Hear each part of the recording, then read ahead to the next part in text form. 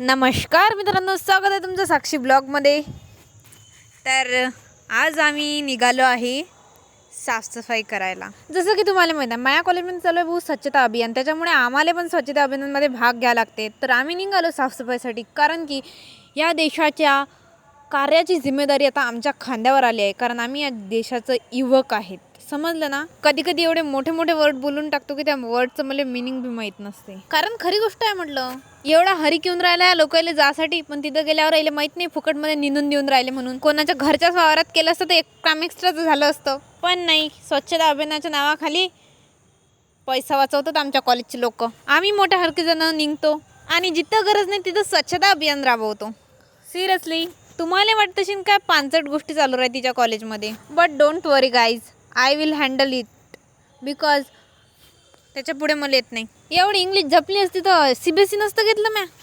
हो, हे गोष्ट खरी आहे म्हणा, पैसा नव्हता लावाले. हे सर अंगातला जोर काढणं नाही आहे, फक्त दिखावा आहे. कारण मला माहिती आहे व्हिडिओ चालू आहे म्हणून, असं तुम्हाला वाटत असेल ना. पण असं काही नाही, मनापासून सगळं काम केलं म्हटलं, समजलं ना. ज्याचा उपास होता त्याच्यात वाक्य झालेच म्हणा, याच्यात काही संकोचच नाही आहे. कधी कधी माझ्या थोबाड बघून मा आईची आठवण येते मला, कारण की माझ्या थोबाडावरचे रिॲक्शन मा आईसारखेच असतं सेम. वेळ किती काही लागो म्हटलं, साफसफाईनंच काम करणार आम्ही, समजलं ना. अंगात जोर नसला तरी पण तोंडावून तर समजतच असेल तुम्हाला.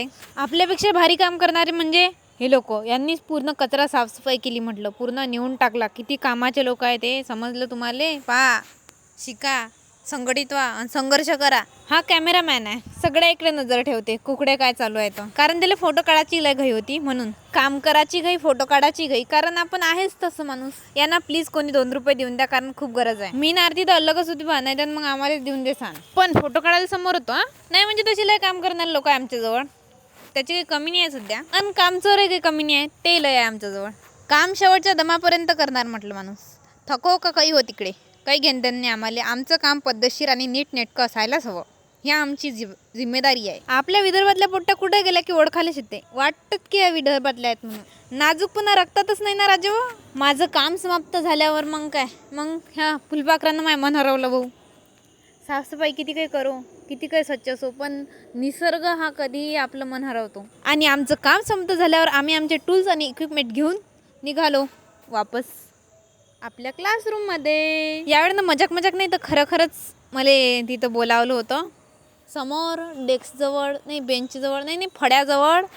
तर मग मी त्या इलेक्ट्रिक बोर्डवर मी पझल सॉल्व केली ना, तर ते सांगत होती मी कशी केली. तो खूप कठीण होती, पण मीच सॉल्व केली पुऱ्या क्लासमधून फर्स्ट. समजलं ना तुम्हाला, हुशार आहे म्हटलं मी.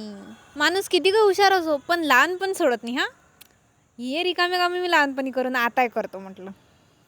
कारण पोट भरायला पाहिजे काही ना काही राजो. इथं काय खायची सोय नाही आपली. तो मजबुरी का नाम महात्मा गांधी असं कार्यक्रम आहे सध्या आपला. तुम्हाला तर माहिती आहे मी किती इच्छुक आहे.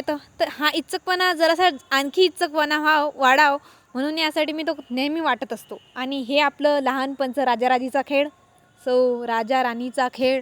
सो वी आर खेडिंग अँड वी आर हारिंग अँड वी आर जिंकिंग, because they can't understand my game. How to I will play guys. पण आपल्या महाराष्ट्रात हा गेम नक्कीच प्रसिद्ध आहे, सर्वांनाच माहीत आहे की हा गेम खेळायचा कसा आहे आणि खेळतात कसा.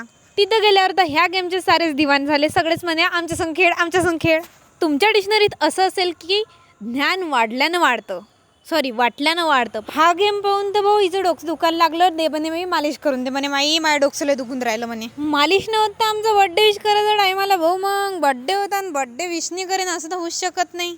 मग काय, सर्व बच्चा पार्टी मिळून बड्डे सेलिब्रेशन केलं म्हटलं. बड्डे गर्ल खुश म्हटलं भाऊ. मग आता बड्डे विश करणं झालं, आता बड्डे गिफ्टचं टाईम आली. बड्डे गिफ्टच्या वेळेस बाईले लक्षच नाही बड्डे गिफ्टवर नाव लिहायचं, कोणं दिलं काय दिलं. वेळेवर नाव लिहित असतो आम्ही. लय टॅलेंटेड लोक आहे, तुम्हाला तर माहीतच आहे. आणि ताईले बड्डे गिफ्ट लय आवडलं म्हटलं, खतरनाक.